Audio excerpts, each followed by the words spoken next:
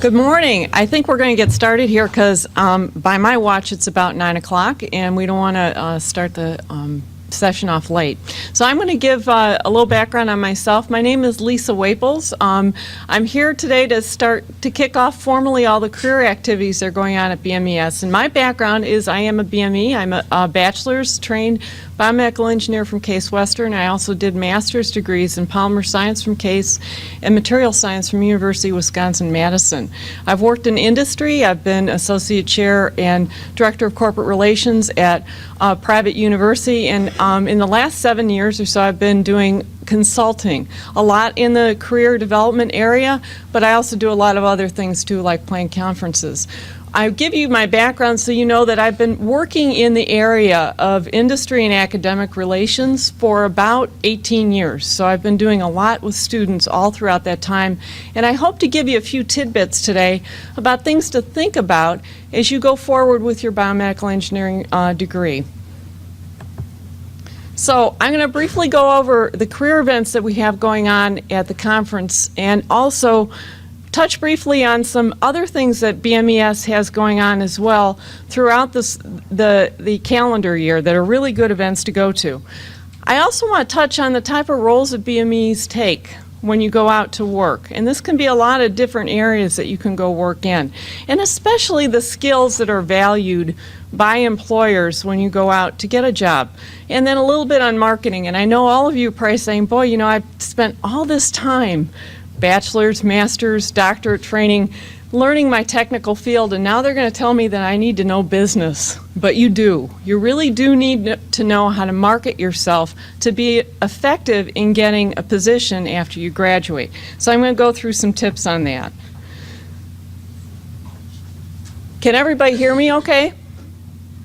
Awesome. Okay. So first of all, just some logistics of what's going on at BMES that you should take advantage of. So today we're going to have 3 different career panels that are running this afternoon in this room. They're going to focus on industry, government and nonprofits, and on academia. I encourage you, if you really don't know what you want to do yet, try and go to all 3 of these. This is going to be a snapshot of these industries. It is by no means comprehensive, but we do have 3 panelists on every panel. The industry panel that is the first one to run is going to have someone from Covidien, Medtronic, and Siemens.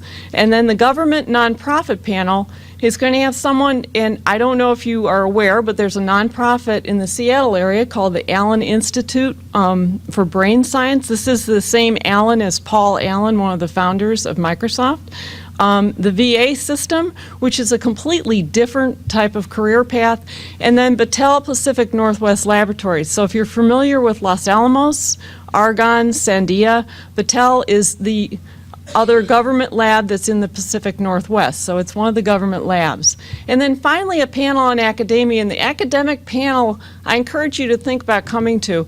We pulled together various levels of people in academia, so there's a chair, someone who has obtained tenure, associate professor, someone who is a full professor but doing something a little different and doing a lot of translational research, which is a pretty hot topic now, and then someone who has only recently been hired as an assistant professor. So she's fresh off of looking for a faculty job herself, and she can give you some feedback and some insight into what that process is like. So these panels, again, are all running in this room this afternoon. So come to them. I encourage you to do that. In addition, we have a career fair tomorrow in the afternoon. I want to just say something about career fairs here and career fairs at your schools. And I know all of you are probably come to BMES and you go to the career fairs at your schools and you say, okay, the government says that biomedical engineering is the wave of the future, and it is, but why are there not employers coming to my campus, right? Am I seeing lots of heads shaking? Yes, yes, yes. Okay, so the reality is that this industry is huge, and it's not all made up of Medtronic type employers, and those Medtronic type employers simply are not going to go to the 100 or more programs that exist out there. So some of the things I'm going to talk about today are what do you need to do to connect with those employers that are out there? If you graduate with a mechanical engineering degree, you probably don't need to leave your city to get a job. But if you live in, upstate Michigan, right? You gotta leave. You're not gonna find an employer there. So you're gonna find that some universities might have a few more employers that come, others might not, but that doesn't mean you can't get employed. It just means you have to work a little bit harder, and you have to be smart about how you find people. We're also doing one-on-one career counseling, mock interview demos, we've got resume and CV reviews. These are all really great things to take advantage of. Think about it, when you leave your university, you maybe not come to BMES anymore. In order to have this kind of exposure, you have to pay for it. So take advantage of it, you're here. So I'm going to go over some brief areas and places you can work. I'm not going to spend time on academia, there's a panel on that today, or any of the professional fields. I'm sure you've heard and you've had your professors talk about how BME is a foundational degree, and it is. So you can use it to launch into many different areas that are professional based. I'm going to focus a little bit more on employers today. That could be government, nonprofit, and then in industry. And I want to give you a snapshot of where people might work and what, more importantly, are the titles. Yes? Sure. Is that a little better? Can you hear me better? I might put a wireless on too. What roles do BMEs fill when they go out to work? And then more importantly, also, why do employers hire biomedical engineers? I think it's a very important question to ask. So this is just a snapshot, not comprehensive, of some of the agencies that you might want to think about when you're going out to look for a position. Everybody probably familiar with the FDA? Yes? Yes? Okay, good. Do you know about FDA regulations? 510K PMA, sound familiar? Good, good. So, yeah, everybody knows about that. NSF, NIH. Yeah, they also employ people, okay? The FDA actually hires people from bachelor's trained all the way up to PhD trained. They have co-ops, they have internships, they have a lot of different opportunities for biomedical engineers. You can work in and around DC, but you can work in a field office in any major city in this country as an examiner with a bachelor's degree. So that's actually a route that some students will take. NSF and NIH, yes, probably a little bit more master's, bachelor, or doctoral trained people that will go there to work in the actual agencies. You can actually work in those agencies. But again, there are some people that go in with bachelor's training and work in those agencies as well. Anybody hear of NIST? National Institutes of Standards and Technology. Did you know they have a really big biomaterials group? They have a fellowship for biomaterials. If you have your doctorate in that area and you want to go work at NIST in a research capacity, you get hired into their fellowship position, and then after 2 years of training, you can go into a full-time job. CDC, I don't even have it on here. NASA, Patent and Trademark Office, another place if you want to get into IP. Government labs, you're going to have a speaker here today from the Northwest lab, but government labs are another employer as well. Nonprofit labs, anybody ever hear of Howard Hughes Medical Institute? No, okay. I mentioned earlier the Allen Institute for Brain Science, the Blood Center of Milwaukee. No? These are nonprofit groups that if you envision yourself of wanting to do really almost like academic research but not have the teaching, that's what these people do. They get to go out and really kind of do basic science research in an environment, but they're not associated with a university. Kind of a different route to take. And even if you think maybe government is an area you want to get into, there are organizations like AAAS, American Association for the Advancement of Science. They have policy fellows where they hire people such as biomedical engineers to get involved in policy decisions in Washington. Kind of a wide range. And when you just take that group, I just described roles with regulatory, clinical, research, science and engineering positions, and IP. That's a wide range just to look at in government and nonprofit. So you have to kind of start thinking about, boy, what do I want to do when I finish with my degree? And yes, you can go into academia and you can do a lot of things, but there are all these different roles out there for you to consider taking. Industry. Everybody thinks about industry, right? You know, I kind of want to go out and get a job, and everybody thinks about the Medtronics of the world, GE Healthcare, Siemens, all the big employers, right? But there are a lot of employers out there. There are thousands of employers out there, and they never come to your college campuses because some of them, you know, simply don't hit the road and do that circuit to hire people, but also they simply don't have the resources to go out and recruit that way. And with the internet, you know, they don't really need to. So you have to go find them. And when I describe the healthcare industry, I describe it quite broadly. And biomeds work in all aspects. So everybody thinks of devices and diagnostics, right? And I kind of took the implant industry and put it in its own little category there because they kind of function a little bit differently than the rest of devices and diagnostics. Biotech and pharma, you come out with background in chemical engineering, biochemistry, cell, you ought to be looking at those industries in particular. Consulting, something that a lot of people overlook. They kind of go that as like a backup job. I'll go work with Accenture, I'll go work with Capgemini, McKinsey, Exponent, places like that. Those are actually really great starting jobs at any level to be able to give you an overview of the type of employers you can go work with. And then IT might not be something you initially think of, but the healthcare industry is becoming highly computerized. Electronic medical records, right? Ever hear of a company called Epic? They're based in Madison, Wisconsin. They hire bachelor's people to come in and help because they have exploded in growth in the last few years because they've become one of the major providers of EMR systems for clinics and hospitals. But you know, IT is also, gee, I've got a new device and it's going to run on an app on my iPhone. Okay, that can also be a BME that designs that. So there are a lot of options for you, and when I say there are a lot of options, there are a lot of job titles. So when you start thinking about looking at jobs, I want you to step out of the idea of, I'm going to have a title that says biomedical engineer. You might, but you might not, because industry doesn't bin their employees like academia silos everyone, right? You're mechanical, you're electrical, you're chemical. Well, industry doesn't necessarily work that way. Sometimes they do, but you might go work for a company like Baxter where they don't have any descriptive titles and they just call you Engineer 1, Engineer 2, Engineer 3. Or you might go work somewhere where your job title is much more descriptive, like I'm a product development engineer.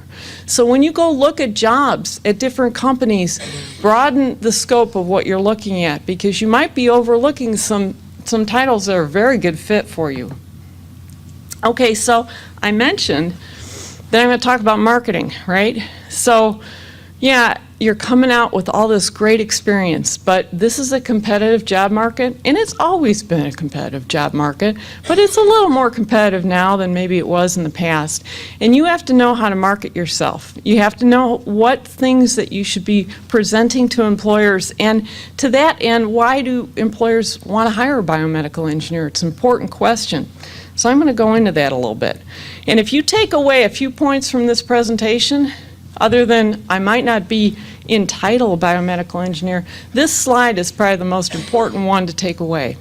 Because this is based off of data that I got from talking to CEOs, directors, managers at major corporations and smaller ones across the country. I went out and polled quite a number of them, and I asked them exactly that question: why hire a biomedical engineer? And this is the summary of what they told me. They said, well, you know, a BME to me is a value-added engineer. All right? You're value-added, but that title engineer is still very much in there. And they said, we look at a biomed as somebody who has a strong engineering background, and I'm going to emphasize strong engineering background. That's really, really critical. You cannot know little bits about everything, because the employers will really focus you into just a few roles if you do that. You're a strong engineer that Okay, this is kind of like legal speak, right? But understand clinical opportunities and challenges and determine the best approach to a solution. What does that mean? All right, I'll give you the example of what the employers told me. They said, I've got a product on the marketplace. Something doesn't work, my customers are complaining. They come back to me, I gotta get this thing fixed. And I have to fix it quick.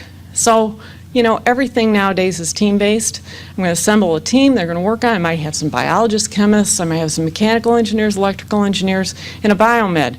Now on that team, the person that's going to identify the best approach, not just any solution, but the best approach to a solution is most likely going to be the biomed. Why?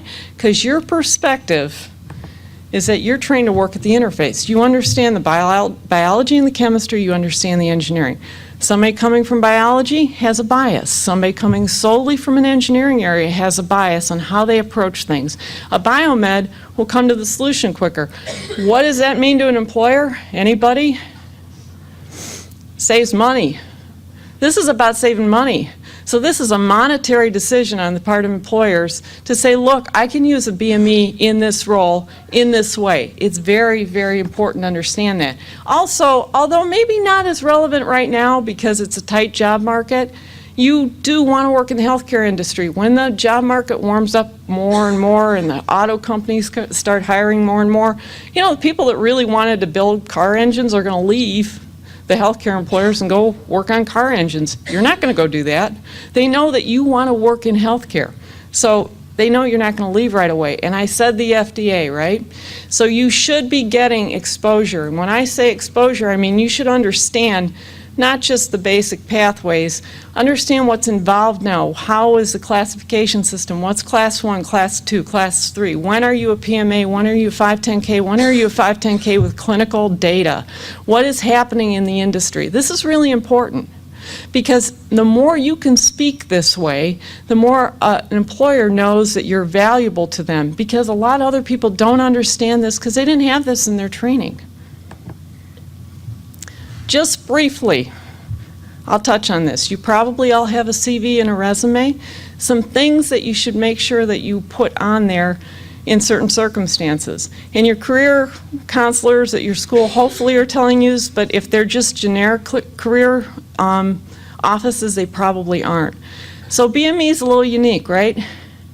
Everybody is not exactly equal. You might come out with a really good concentration imaging. You might know cell tissue engineering. You might know something about chemical engineering or biochemical processes. You're not the same people when you come out with your degrees. You've got to convey that on whatever document you're using, a CV or a resume, because that document should stand alone. You should not make that person that's reading your CV or your resume try and figure out who you are. Tell them in your education section. Make sure they know if you have a concentration or a focus, what is it? If you have a dissertation title, put it in there. Don't bury it, okay? Sometimes you can use relevant coursework to further bolster what you have done so people know what your depth is in, okay? And this is something that you're going to have to tailor to every job that you send a resume or a CV out to. So it's not just a one-size-fits-all. And I apologize, it's a little small, but I do have some basic things up there you can just kind of see. You know, a concentration, this is just one way of doing it. Putting in chemical engineering for a bachelor's degree, some relevant coursework, putting down skills. These are all things that employers, it makes it easier for them to look at you and consider you for a position, right? Make it easy for them to hire you. So I talked about IDing employers doing things beyond your campus activities, right? You should take care of doing everything on your campus, everything that comes to you that's easy, right? We call that the low-hanging fruit. Your companies that come to campus, they do an info session, go to those. It takes a lot of effort to be able to stand in front of a recruiter and say, hi, my name is. If you have to get that to that point through the phone or through email or something like that. So go to all those things, but then realize that this is a huge industry and there's no way everybody's coming to your campus. You have got to go out and find those employers. There are a lot of different ways to do that. I'm not going to get into this today because I have limited time, but I will say that most every state has what's called a bio organization chapter. So BIO is the national advocacy group for the biotechnology and pharmaceutical industry. Most of those state chapters put their member directories up online. You want to know who's in MedTech, Bio, and all those areas in Boston, go to Massachusetts Bio. You want to know it in Michigan, it's Mich Bio. You want to go to Virginia, it's Virginia Bio. And all those are up there. That's a ready-made geographical listing of companies in an area, okay?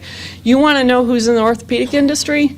Go to the conferences where the clinicians are going and look at who's exhibiting, because everybody's going to be listed there. You want to know who's in the imaging? Do you know RESNA? Anybody in the imaging area? You should know the Radiological Society of North America. They meet every year in November in Chicago because it's one of the few places that can take them. They're that big. And if you look at their exhibitor, that is everybody that does imaging. Does software for imaging, does probes for imaging, does imaging itself. That's a ready-made listing of companies that you should be thinking of, okay? There are thousands of employers. So what do you have to do to figure out, okay, all right, so they don't come to my campus. What do I do beyond, you know, finding them online and maybe applying online, right? You've got to take it well beyond just doing everything online, okay? So, because in general, if you just put out 100 resumes, okay, online and expect a response, I'll say your response rate, and when I say response, I mean you're going to get, thank you, we received your resume, okay? That's a response, is going to be somewhere in the single percentages. Now think about how many resumes and CVs you got to put out on the web to just get even a modicum of response, right? And to further emphasize that, let's take this for example, and this actually came off of somebody that works in, that's the director of R&D at one of the major orthopedic manufacturers. He said, you know, we'll get 300 to 400 for a position. We'll take that down and will it to 20 that we do on the phone. We'll bring 3 to 5 on site and hire one person. Okay, those odds are, you got an uphill battle, but it's not impossible. You got to know how to kind of take the system and figure out how to go beyond all the stuff that's on the web, right? So what happens when a job posting goes up? Does anybody recognize this structure? Anybody work in industry? Intern or co-op? All right, it's kind of important to understand what's going on. This is sort of like the black box of hiring, right? When something goes up on the web, what's going on behind the scenes? Reality, and especially nowadays, because there's been a lot of hiring freezes, is that, you know, somebody over here, maybe in the VP of engineering, the engineering group, or, you know, maybe over in manufacturing or something like that, has been waiting to hire someone for about the last 6 to 9 months because they've been told that there's a hiring freeze and they can't. Okay, and people still leave, they still retire, but they've got less people to do the same amount of work. So when somebody at the top, usually the president, says we're lifting the hiring freeze for a while, this person is very anxious to hire and they're going to get approval right away. And what do? They go over to somebody in the HR Human Resources group and they say, I would like to get someone in here yesterday because we're dying, okay? They're going to find some job description from, I don't know, 2-3 years ago. They're going to dust it off. They're going to update it. Okay, there's not a lot of time that's spent on this sort of stuff. And that's immediately going to go to some recruiter over here. And that recruiter is going to put something up on the web. You're going to see it. You're going to put in your credentials through a CV or resume or whatever form that they've got. It goes in, right? That's what's going on. So when I see, say, 300 to 400, it's going into this person right here. Okay? That person is the person that's filtering your stuff, your credentials, your resume. They're picking 20 people to send over to this person. So how do you circumvent this, right? Well, when we say ID the hiring manager, it's these people over here. These are the decision makers, because reality is HR, they don't have a budget to hire you. They're just helping bring you in. The people that actually make the decision is over here. They've got money, they have what we call full-time equivalents to hire someone to bring them in. So what do? Well, you got to go out there and you have to start finding out who these people are.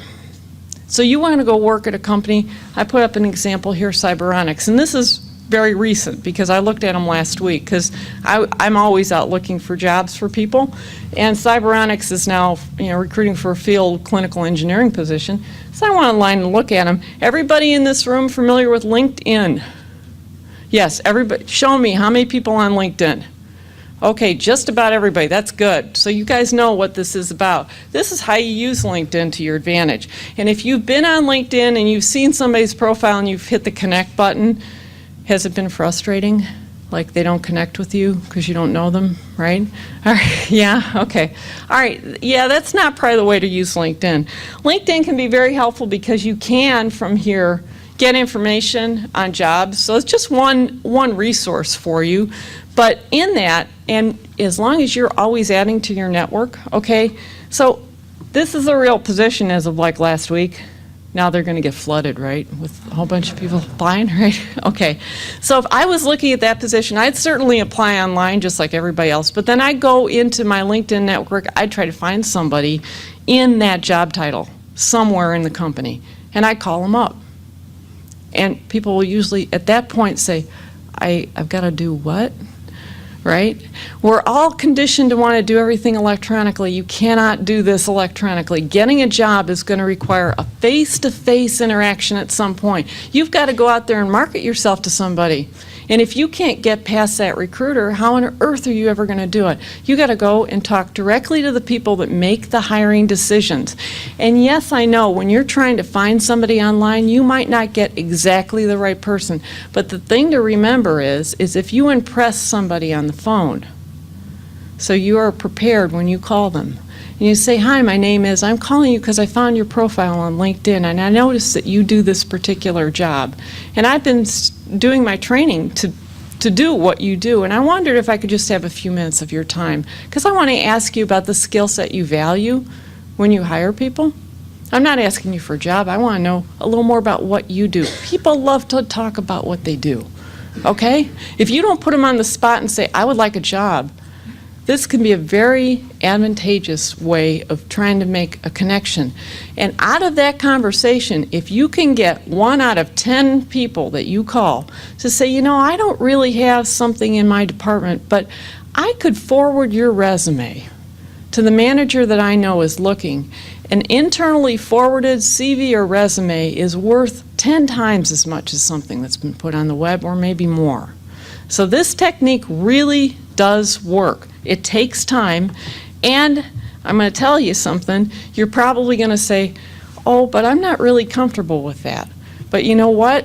In order to really be successful at this, you're going to have to step out of your comfort zone. You've got to put yourself out there, and you've got to be your best marketing person. You've got to go out and say, this is why I think I'm a good fit for your company or this organization. I think I could do the following. You have to meet people more than halfway. You've got to not just say, yeah, I have a biomedical engineering degree. Well, that's great. Okay. Tell me, how are you going to help me?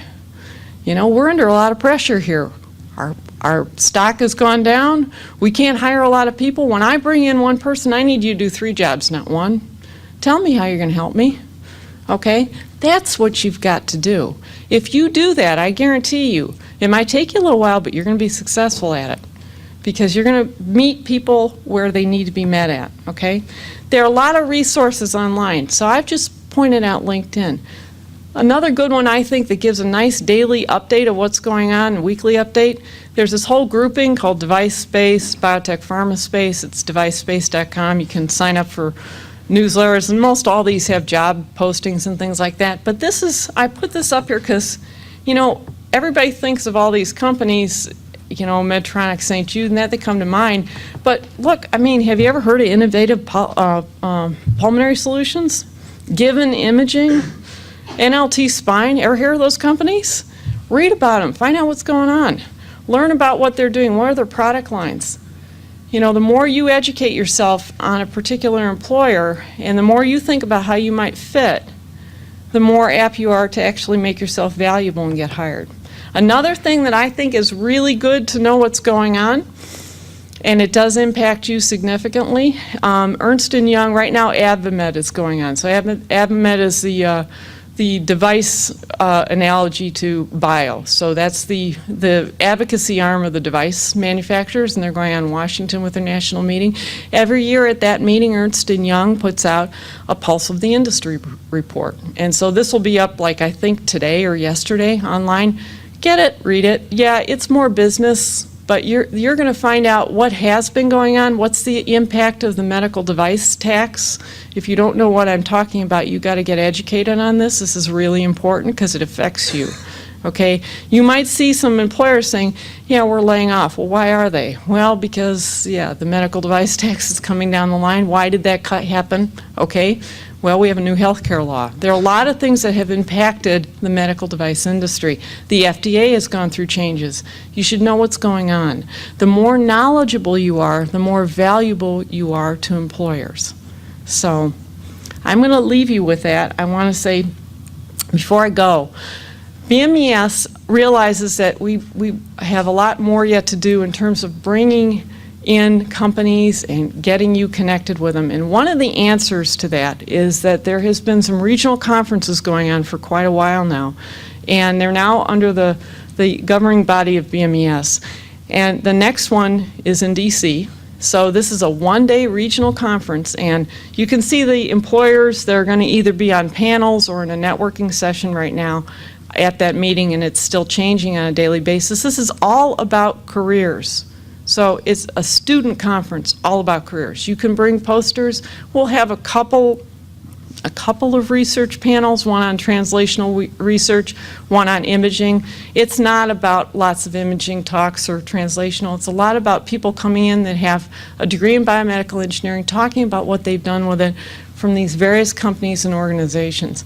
I strongly encourage you to consider that if you're anywhere near close to DC. And online, the registration deadlines are a little different. They've actually been pushed to the 30th and October 7th for posters. And in 2014, there will be 3 of these. So there will be a Southeast meeting, there will be a Midwest meeting in April or March, sometime in that time frame, somewhere in the Midwest, and a West Coast regional meeting as well. Again, content there on the left-hand side. Really good meetings to consider coming to. I know people that have gone to these meetings, have gotten jobs out of these meetings. Matter of fact, I mentioned Howard Hughes Medical Institute, Gore. They come to these meetings because they know they're going to find good talent and they hire out of them. So consider these if you're thinking about this. I want to just wrap up, say thank you, and if you don't have an opportunity, I want you to say thank you to the lady in the back in the nice royal blue shirt, because she is responsible for all the career activities here, and she's been advocating on your behalf. So thank you, Terry. And I thank you very much for your attention. We're going to take questions at the end. I'm going to introduce Jay now because he's going to come up and talk about licensure. And so I welcome Jay Goldberg.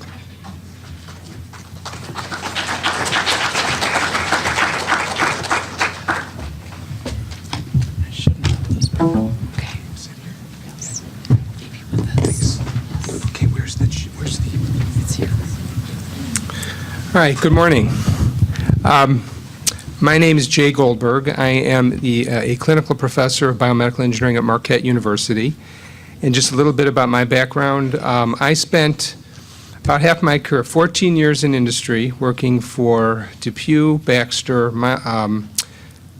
Surgitech, and Milestone Scientific. Then I went back, got my PhD, thought I would go back in industry, and ended up in academia as a director of the Healthcare Technologies Management Program. And I've been at Marquette University for about 14 years, almost 50, it'll be 15 in January. So I've spent half my career in industry and half in academia.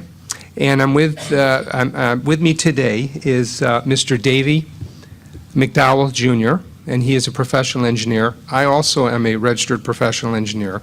And we would like to talk to you about engineering licensure. I want to make sure you understand what's involved with this and talk to you about the benefits of being licensed. Historically, you'll find, and maybe you've experienced this already, but in a lot of programs, engineering programs, usually the civil engineers are all required to take the PE review, the FE, Fundamentals of Engineering Review course, and they take the exam. In some schools, the mechanical engineers are required. Sometimes the electrical engineers are encouraged. And biomedical engineers, sometimes it seems to be forgotten. People just don't seem to address it. But I'm here to tell you that there's a real advantage career-wise for you to become licensed, and we'll talk about some of the benefits of licensure. So I'll get started. Okay. You know, right now you're at you're at the stage in your academic careers where you're trying to figure out, this is why you're here. What am I going to do next? I'm going to graduate soon. Should I go to graduate school? Am I going to get a job? What direction am I going to go? That kind of thing. So you're trying to figure out, where you're going to go. But you also need to think, where am I going to be 5 years from now, 10 years from now? And, that can change. You don't have to decide today, and then it's set in concrete, and you can't change it. That can change. I thought I would retire from a medical device company, but, I took a little detour, and I'm in academia now. So you can change at any time. But you should have some idea of kind of where you're headed. The other thing to think about is if you look at how many jobs when I started my first job in 1980, the statistics, they said people will have in their careers between, I think it's 5 to 7 different jobs, all right, and I'm on job number 4 right now. Now the number is much higher because people don't seem to stay at one company as long as they used to, and it's kind of unheard of. It used to be in the 50s and 60s, you get a job after high school or college, and you you'd retire from that company and you'd get the proverbial gold watch at your retirement party, and that was it. And that was not uncommon, but it's unheard of now. So this just shows you basically that as you go through your career, you're going to have a number of different jobs, and you want to be prepared for all of those.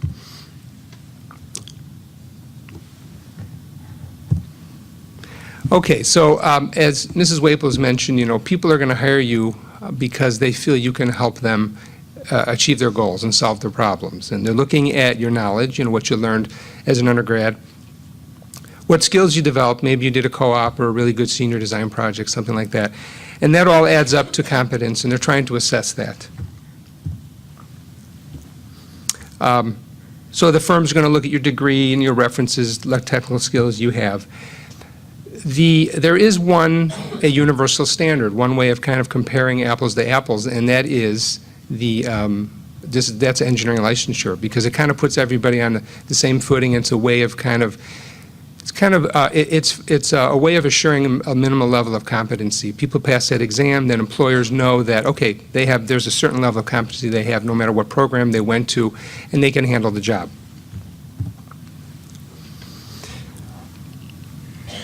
All right, so if we look at some other professions, like if you look at accounting, you can get a bachelor's degree in accounting, but that doesn't really make you an accountant.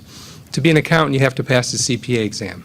The accounting firms won't hire you unless you have a CPA. They may hire you, and you're in kind of a program, in kind of a holding tank until you pass that exam. But that's how the accounting profession handles that. If you look at the law profession, you can get a law degree, but you can't start practicing law until you pass your state's bar exam. Okay, medical degrees. You need to be board certified. Some places you don't actually have to, but there's board certification for that too. Well, there's an equivalent for engineers, and that is the professional engineer's license. And we'll talk in a little bit, David McDowell will talk a little bit more about the details and mechanics of getting that license. But as engineers, that's what we have to kind of show that we have this kind of minimal level of competency and that we're committed to our profession. And these are our professional credentials. So when professional engineers, they have the education, the experience, and the technical knowledge to handle the job. And part of being a professional engineer is you're basically, there's a code of ethics, and you are committed to protecting the public. So you're expected as a professional engineer to always act in the best interest of the public, not to operate in areas where you don't have the expertise. So it's basically a way of protecting the public from people that maybe aren't competent or are unethical, that kind of thing. Having the PE license helps you stand out. It does help you differentiate you from other job applicants. If you're applying for a job and it's between you and a couple other people and you have a PE, that PE might be, or the FE exam. When you're younger, you get the FE and then you get the PE later. But showing that you're on the road to licensure can be that difference that gets you the job. Something to think about. Okay, so who oversees licensure? Who makes all these decisions? It's not the federal government. This is, each state has their own set of regulations of rules about getting a license. So some of the rules differ, but not too much, but there are some subtle differences between the states. And there's something called comity licensure. So, and not comity, but comity. And that is, it's a reciprocal agreement. For example, I live in Illinois, northern Illinois, and so when I got my PE license, it's in Illinois, so I'm licensed in Illinois. But I work in Wisconsin. So instead of me having to take the exam all over again in Wisconsin, which would have been a really big pain, there's a reciprocal agreement between the two states. So all I had to do is file an application and get letters of reference from 3 professional engineers in Wisconsin that basically said, oh, I know him, he's a decent guy, and he deserves to get a PE license in Wisconsin. And obviously there's more than that, but basically people to attest to your character and that kind of thing, because you've already proven, you've already passed the exam. I didn't need to take it over again. So Wisconsin now, through this reciprocal agreement, I'm licensed in that state too. All right, so if you move from state to state, don't worry that you have to take the exam over again, because most states, I believe most states do have a reciprocal agreement. Okay, if you look at state laws, and I'm going to tell you what the law says, and some of you might think, well, wait a second, I know people that graduated and they're doing some of these things without a PE. That may be so, but the state laws, most of the states require that only a PE, you have to be a professional engineer to practice engineering, and we'll talk about what engineering, their definition. That includes if you own a firm, an engineering firm. If you're a consultant, you're providing consulting engineering services, to sign or seal a design. As biomedical engineers, we don't really get involved with signing and sealing. I worked for 4 different medical device companies. I never had to sign or seal the design. I had to sign off on things. But for example, if you work for a municipal government and you're signing off on plans for a bridge, you're going to have to put your seal. You actually get a seal with your name and your license number and all that, and you stamp it or you crimp it, and that's your official seal. But in order to do that, you have to have a professional engineer's license. If you're going to advertise your services as a professional engineer, you're supposed to be licensed. And if you call yourself a professional engineer on a resume, whatever, you're supposed to be a PE, be a professional engineer. Now, some of you, like I said, you're probably thinking, well, I know people that graduated and they work for Baxter or they work for J&J and they're designing medical devices, but they don't have a PE license. And that's because many states have what's called the industrial exemption. And this is an exemption that allows engineers to practice as engineers if they work for a company. Okay. So today, if you start working tomorrow, you are not required to have a PE license if you're going to work for a medical device company. So that is a fact. You don't have to have it. However, there are many benefits to having it. The other thing to keep in mind is that sometimes regulations change. There's been, over the last several years, a series of lawsuits. The one that comes to mind is the J&J lawsuit for the metal-on-metal hip implants. There's been a series, if you go back 10, 20 years, there have been some major lawsuits involving recalls of heart valves. The more complex medical devices get and the more recalls there may be, and this is just my opinion, this is, this is not the official view of NCEES, but as these recalls continue to occur, there may be a call from the public, kind of a demand to have biomedical engineers licensed too, because if we require civil engineers to be licensed so that they don't make a mistake in designing a bridge so the bridge doesn't collapse and kill many people, the same applies to designing heart valves and other life-saving devices. If a heart valve fails, patients can die. So there may be a call for Congress or for the states to act to remove that industry exemption and require all engineers designing any kind of medical product to be licensed. And this is just my opinion. I have no data to back it up, but it's something that would be good to be prepared for. Here's some of the benefits of getting a PE license, even though the industry exemption doesn't require you to have it. First, it can open a lot of career doors to you. As I mentioned before, when you're applying for a job, if you have the PE and somebody else doesn't, that may be the differentiating factor that gets you the job over them. In a stack of resumes, yours stands out. People notice nobody has a PE. Oh, this guy has a PD, or this woman has a PE, or an FE. They pass the FE exam. That makes you stand out. That's an additional credential. You can put the letters after your name. It looks nice on a business card. It looks nice on a resume. It's impressive. It shows you belong to a licensed profession. And this is really helpful because when I entered industry in 1980, a lot of companies weren't exactly sure what biomedical engineers did. And people were looking at what is really biomedical engineering. And we have been accepted as an engineering discipline right up there with mechanical engineering, electrical engineering, civil engineering, structural, and all that. And this helps to kind of solidify that, showing that, well, members of our profession are licensed just like the MEs and the EEs are. So it shows you're part of a licensed profession. It also shows that you have a commitment to the profession, that this isn't just a job, but this is my profession. I'm an engineer, and I'm licensed, and I'm trying to get the highest level of credentialing that I can get, that my particular profession allows. You end up serving the public, not just your employer. And then there are some studies that show, I don't know how this applies to biomedical engineering or medical device companies, but people with PEs tend to make more money than people that don't have PEs. And this may apply more to the civil engineers and mechanical engineers, but I don't really have the data on that yet. But it is something that could help you get a promotion, get a job, get a raise. All right, I think Mr. McDowell is now going to talk to you about how do you get a PE license? What's the process? Okay.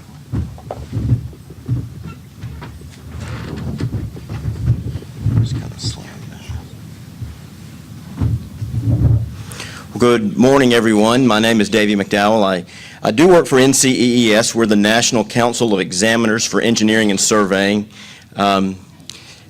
And I would say, I guess it's good morning. In my mind, it's kind of afternoon coming from the East Coast yesterday. But however it goes, I am from South Carolina. Our national headquarters happens to be located in Clemson, which I was glad to see. It was on the board earlier. I have two daughters that are both studying engineering at Clemson. One of them in the bioengineering field. So I have a little touch with you guys. I'm an engineer as well. I spent about 10 years I have a bachelor's and master's from Clemson University in engineering, and then I worked for a power company for about 10 years. During that time frame, I became licensed, as Jay kind of mentioned a few minutes ago, and then started working with NCEES about 12 years ago in exam development. So my first role at NCEES was to put together something called the Fundamentals of Engineering exam, and that's what I'm going to talk a little bit about, or more about here in about the next few minutes. Since that time, I have moved on and kind of, I guess, I'm not sure if it's up, if they, one of those career things that do happen is they sometimes seem to elevate those people that aren't always as competent as those behind them. So I've kind of made my way up the list, and now my title is the Chief Operating Officer of NCEES. That and a good title and a cup of coffee is about what that's worth. But anyway, I am going to talk a little bit about the steps to becoming a licensed engineer, what it means. Jay set up set it up really well about kind of where you stand and why it's important and what licensure is.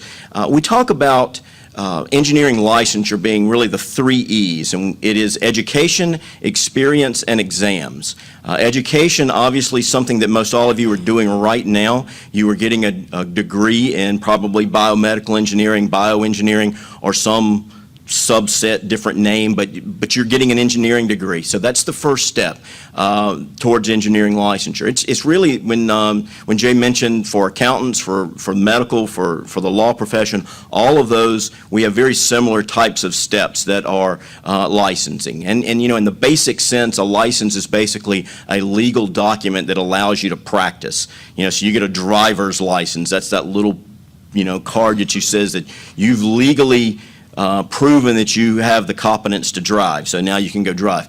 It's simplistic to think of it that way, but in the engineering world, it's the same way. You have a document or a piece of paper that basically has said you've proven that you are competent enough to practice engineering, and you've done this through education, which is the first one. That's the graduation from an accredited time program. Experience, that is where you are taking that time in life between graduation from school and while you're working and before you become or take the professional engineering exams. So that's an experience factor that's in there. And then the last thing is exams. When you look at professional engineering licensure, you have what we call ABET, is the group that basically accredits accredits engineering programs around the country. They're kind of the oversight group for that. Experience is that job experience and work experience, progressive experience that you have obtained after graduation. And then exams, and that's where NCEES, and there's been a brochure that was set around at the seats around the room that you can take a look at what NCEES does in our exams and those kind of things and licensure. But that's our role, is to produce a national exam or national exams for engineers to become licensed. And I'm going to talk mostly about the FE exam, but we will hit on the PE exam as well. The FE exam, just a quick show of hands, does anybody in here, has anybody taken the FE exam, know about the FE exam? Kind of, there we go. We actually have a pretty good a number of people anybody signed up to take the exam in October? I see a few hands. There's some big changes coming to our FE exam, and I'm going to talk about them a little bit. The FE exam simply stands for the Fundamentals of Engineering exam. It's an exam that is is used to test what knowledge you should have gained while you were in school in an engineering program. Right now, currently, the FE exam is offered twice a year in kind of a massive setting sometimes it's on college campuses, but in these big settings where hundreds of people will come in and take the exam at one time. October administration of the exam is the last one that we're offering in a paper and pencil format. And so starting in January of 2014, the FE exam is going to move to a computer-based format administered at testing centers around the country. Kind of quickly on the FE exam too, the FE exam this particular October will have close to 30,000 people take the exam. We have close to 55 to 60,000 people, engineering students typically, taking the exams each year. Now, not all of those are currently enrolled in school. Some of those are recent graduates. So when you look at the numbers, about 2/3 of the people, or the examinee students, are students that take the FE examination. If you look at then the number of people that graduating from college, you're looking at, say, over 100,000 maybe graduate each year in engineering. Does that sound right to our educators? We'll go with that, somewhere around 100,000 maybe. And then you have about 2/3 of those that are taking the FE exam, and then you have some people that unfortunately don't pass it. And then 5 years or 4 years down the road, there's a second exam called the Professional Engineering Exam, and there's a number of people that pass the FE, but they just don't take the PE exam. And Jay kind of used this, talked about the credential that you have that others won't have, is in the end of the day, all of a sudden, only about 20% of the engineers that graduate in engineering end up with a professional engineering license. And sometimes or a lot of times that's due to the industrial exemption that he mentioned. And it's also mentioned that a lot of times, as mentioned in the early presentation, that engineers have a well-rounded, easy for somebody else to say, I guess, well-rounded background, very scientific, but very also technical, very project-based. We have this big, wide range of abilities as engineers. And we all take credit. You can all take credit in one of these days when you graduate. So this big range of abilities, and you can do jobs that are not engineering type jobs. So we have a number of people that graduate that go into roles or specific jobs that aren't really engineering related, but because of your training and your background and your ability to think logistically, your ability to think in a logical pattern, that kind of systematic processing that you have can put you in a lot of different roles. So a lot of people obviously go into engineering, don't get licensed because, one, the industrial exemption, two, they're in a different role. They're just not really doing engineering anymore. So we only have about 20% of the people that eventually obtain a professional engineering license. And I think that does make you stand out a little bit more. The FE exam is, like I said, used to gain that knowledge that you should have learned while you were in school.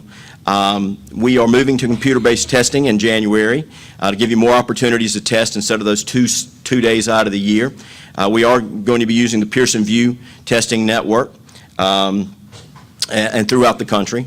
The examination, some kind of changes if you've already gone through the FE process or are in the process of thinking about taking it. Instead of those 2 days out of the year, it's going to be what we call testing windows. It's going to be testing in January and February and off in March, testing in April and May, those kind of things. You can read the screen. The exam is being shortened. Right now, you examinees have to answer 180 questions. That's moving to 110 questions, and instead of an 8-hour, and the exam's 8 hours now, but really kind of the appointment time is all day long. If you look at the way the students have to show up early to sign in and so forth, we're moving to a 6-hour appointment time, and only 5 hours and 20 minutes of that is actual testing time. Along with the changes. Along with these changes, the FE is also changing the topics covered on the exam. And I spent some time this morning, as I mentioned, I do have a daughter that's studying bioengineering at Clemson University, and so as she was, I've got copies of her curricula that she's kind of have to follow. Clemson has kind of a split. You can do a bioelectrical or biomaterials type of specialty. And so when I looked at those two this morning, looking through what's on her kind of curriculum and coming up in her sophomore, junior, and senior years, and then looking what's on the FE exam, there are 7 different FE exams. So there's one in civil, electrical, mechanical, those kind of things. She looks like she could be very well set to take that one that's called the general exam. And it is one that it really looks like it fits the bioengineering curriculum very well. I don't think you do have choices as a biomedical engineer, whether you would want to take either something in the electrical field or electrical engineering and computer engineering field, mechanical engineering, but the other disciplines field really looks like it sets up well. It's got things in thermo, fluid dynamics, materials, including the more basic things that you would have learned in your early part of your career, like chemistry and mathematics, so calculus-based kind of things and physics-based things. So it looks like that particular exam, to me, fits very well, but one of the others might as well. If you're interested and you're moving forward in your path and you want to take the FE exam, there's a lot of information on the NCSS website. Just go to ncws.org/CBT, and that will show you the new specifications. That's the topics that will be covered on the exam, and also where some of the testing centers are around the country as well. I think what we're going to do is I'm going to let Jay talk a little bit about this particular graph and slide, and then at the end, if we have some time, if you have some questions about the exams themselves, I'll be able to address those. Thank you. Okay, one question that I think is important for you to understand, a question that gets asked is, well, first, there's been a lot of debate about, well, you know, why would I take this exam? There's no exam for biomedical engineers. Well, you just heard Davey give a very good explanation for why that's not really necessary. Me personally, when I took the exam, there wasn't a biomedical engineering, test specific, but my background was more on the mechanical side, so we were able to kind of pick and choose the problems we solved, and I was able to, do just fine, even though they didn't have a test that said biomedical engineering. And my guess is you can too. At Marquette, we have tracks in biocomputers, bioelectronics, biomechanics. The biomechanics people should be able to pass the mechanical engineering test, and the bioelectronics should be able to handle it because your backgrounds are strong enough. So the question is, all right, well, how do biomedical engineers do? Do we need our own exam? Well, this graph actually, there's 2 pieces of information. If you look at the graph is showing basically that over the last, I think it's about 8 years, the number of biomedical engineering students like yourselves taking the FE exam has more than doubled. Okay, so there's more interest in taking this exam. And just this last spring, the pass rate for biomedical engineers taking the FE exam as it exists without something special for biomedical engineers was 79%. That's high. That is higher, I don't want to offend any electrical engineers, but that's better than the electrical engineers. And it was better than 2 or 3 of the subgroups. I think the civil engineers and the mechanical engineers were slightly higher than that number, in the low 80s. Not that much higher. But the bottom line is that biomedical engineers do well on this exam without a specialized exam. And what it's telling us is that you are getting a good, solid, fundamental engineering education, as Mrs. Wapel said, is extremely important. You can't downplay that. So you're getting what you need to pass this exam. So that should not be an issue.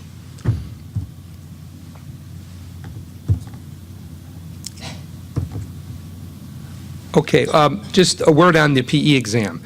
This is a little bit down the road. This is to file away in the back of your head, because right now concern yourselves with taking the FE exam. And but down the road, after you have a few years of work experience, and I think it's 4 years of experience, and I think they still give credit for graduate school.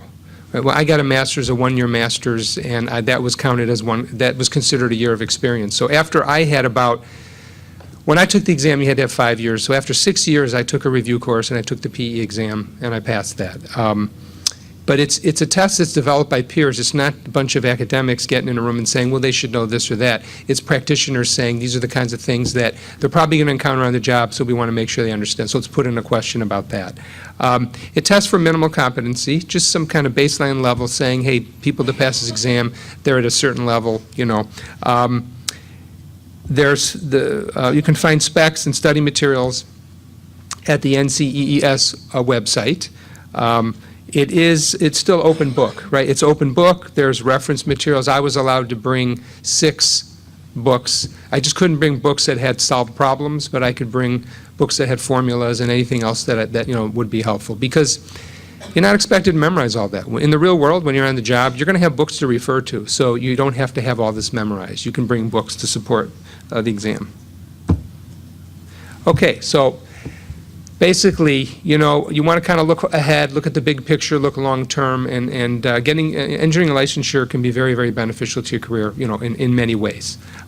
So if you want any more information, that should be big enough. Maybe you could scan that with from your seats. I don't know, but you can go to the NCES website and get more information. So thanks a lot for your time. I appreciate it. And we can take questions now for a few minutes if anybody has any questions about the exam. Oh, yes, right there. Can you change the order? Can you get the experience before you do the FE and then the PE, or does it have to be 4 or 5 years after you take the FE? I don't want to cause an earthquake. Sorry. One of the really fun things about having to deal with every state is, and I'll repeat the question in just a moment, one of the interesting things is you're having to deal with different rules and different laws in every state. And one of the fun things about my job is I get to say the words "it depends" all the time. One of the question dealt with the way experience and exams kind of I guess the time frame in which or sequence in which you have to take those. It really does depend upon each individual state. Typically, you take the FE, graduate, and then it's 4 years of experience before you can take the PE. But that is not the case in all states. Some states, the state of Nevada, the state of Illinois, actually have some different kinds of experience requirements. So you don't have to follow that same sequence, but you still have to end up with 4 years of experience before they ever grant you a license. So the sequence of taking the exams is a little bit different, but always 4 years of experience before you're granted a license. Yes, question here? If you are to not pass the FE exam, can you take it a second? Like, can you take it again? Yeah. In fact, I'll share a personal story with you, just to stay in the room here, okay? When I took the PE exam, they tell you what your score is, and they said 68.5, and you need a 70. You need a 70 to pass. I think that's still the case, okay? And I thought they had to make a mistake, because I know that problem I got right, and that one I had a problem with, but and I totaled it up, and I thought, got to be a problem. So they have a policy, and I don't know if they still do, but they will regrade. You have to pay a fee, and that's just so that everybody doesn't just say, oh yeah, go ahead and regrade it, because regrading involves a lot. I think it was a $50 fee, and I sent it in, and I got a letter back saying, yep, we regraded it, and you passed. They didn't tell me my score, but I passed. But at the point, something to keep in mind is, you just need to pass, because my license hanging on my wall doesn't say, J. Goldberg, PE, barely passed. It says professional engineer, just like the guy who got 100 on the exam. So yeah, you need a 70, and you could take it over. There might be a limit to how many times you can take it, but you can take it over again. Yeah. Yeah, one thing I will add to that, though, is when Jay and I both took the professional engineering exam, it was what they call essay-based. So we had these questions where we had to answer longhand everything and turn them in, and we had specific graders all over the country that graded them. We don't do that anymore. It's all multiple choice now, so you really can't have it regraded. It's just that some of us have been around for a little while, and so if you were taking these exams like in the 90s, 80s kind of time frame, that's how it was. So it's a little bit different now, but he is right. My certificate says professional engineer. It doesn't say I'm minimally competent. Yes, ma'am. So I passed the exam, and now what do I put in my resume? I passed the FE, Yeah, typically what happens is once you've passed, depends on, and again, it depends on your state, but once you've passed the FE and graduated, some states actually designate you as an engineering intern.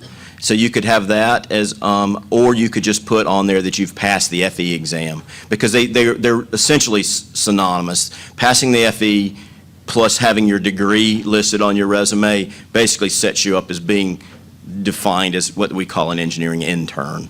It's not a glamorous title, but Well, they have the EIT, engineering and training. that's the same thing.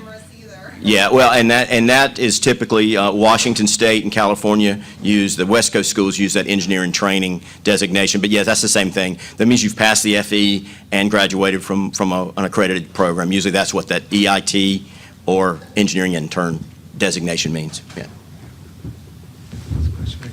I'm from Canada, so our accreditation process does not include that. In order to work here, would we have to write FE exam? Yeah, so the question deals with if you're from Canada, and there are some states that have some agreements with the Canadian provinces.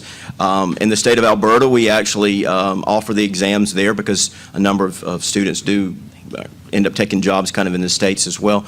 But yes, if you're going to be practicing engineering in the United States, even though you've graduated from a Canadian school and gone through the Canadian accreditation process for being what they call a P-Eng in Canada, you would have to go through the same thing here in the States. In the back. How well are FE and PE recognized internationally? The question deals with how are the FE and PE recognized internationally. The FE really is not. I mean, it's kind of that step into the professional licensure process. A number of other countries have engineering licensure laws in place too. NCAAS as well as ABET are signatories to some agreements that deal with some of the Asian Pacific realm, as well as those in the European realm too. We have two different, agreements that we're signed with. The difference between the U.S. and a lot of the international is the licensure laws are international or national. When you get to like England and Ireland and Australia and those kinds of places, that they hand out national licenses. The problem or the issue that we have in the United States is that each individual state hands out the license, and though it's a national exam, so you don't have to retake these exams, as Jay mentioned, it's still a designation that's handed out by an individual state. So when foreign or foreign degreed applicants or foreign engineers come into the United States, they usually have to they have to meet the state requirements. So even though it's recognized, we probably put more burden on those coming in than the international entities do on us going out. Does that make sense? Okay.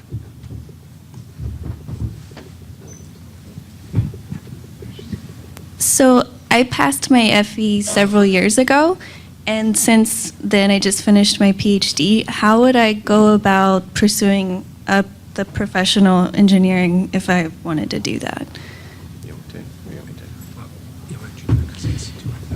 The question, once graduated, the states do give credit for a master's and PhD.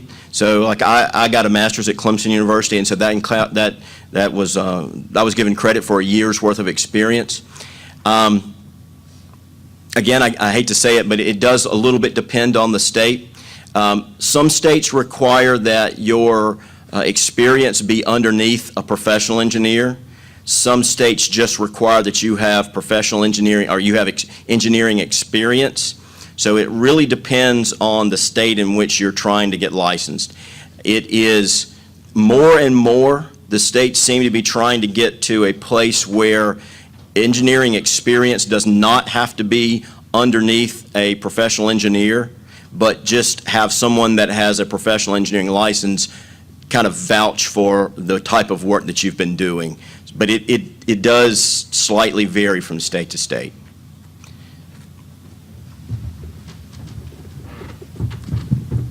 There's a question right there, too. Would a PE licensure benefit a PhD?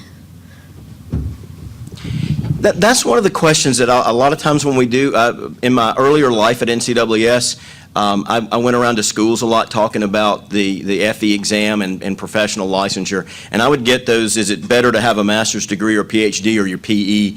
And they're really not related. One of them really sets up your career. Your PhD really sets up what you've made. That is a tremendous accomplishment. So you've gone down a pathway of education down this further than obviously than a lot of us have. The PE designation, though it does open career paths, is a legal thing. It is a document. It is a certificate that says you are able and proven yourself to be minimally competent to practice engineering. So they really, even though PE does open up doors for particular jobs, it's not a PhD or a PE kind of thing. Matter of fact, we have someone standing here that has both.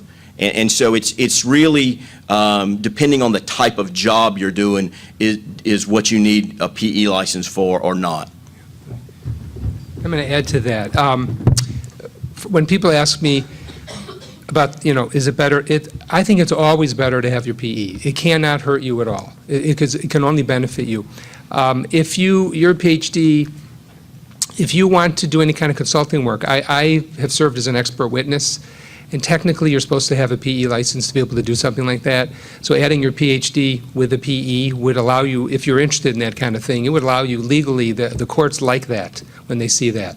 So that if that's a career option that you're interested in, having the PE could really be helpful there. Any other questions? Okay. Oh, one in the back. Yeah. Do you have to take the FE to take the PE in future years, or can you just have a potential amount of experience? Yeah, again, I hate to say it does depend, but it does.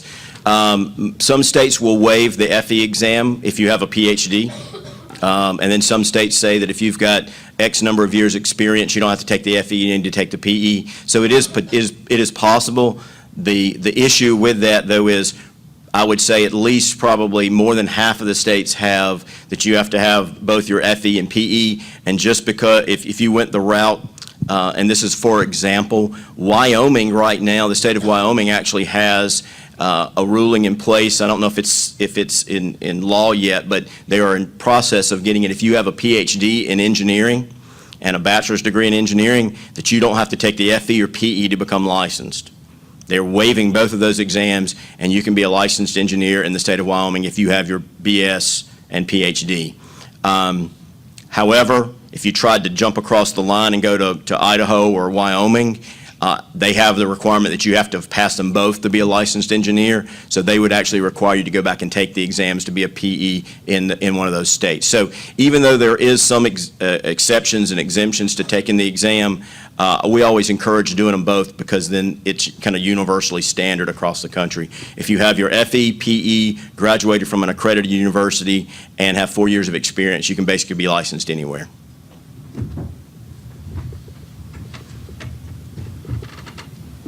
Any other questions? Oh, right here in the front. Are there differences in content or question format between the written and computer versions of the FE exam? The question deals with a different type of format between the paper and pencil exam and the computer-based exam. Basically what we're doing is taking the paper and pencil exam and moving it to a computer-based format. Now in the future you'll see something that we call innovative item types, which are different types of things that you may have seen while you were in school, like drag and drop kinds of things where you drag something in and drop it. But the very first one out the bat will just be straight multiple choice, and then you'll start seeing some other types of things coming in the future. Well, seeing that there's no other questions, and I think we're pretty much out of time, yeah, I think we'll end the session. Thanks for attending, and thanks for your questions.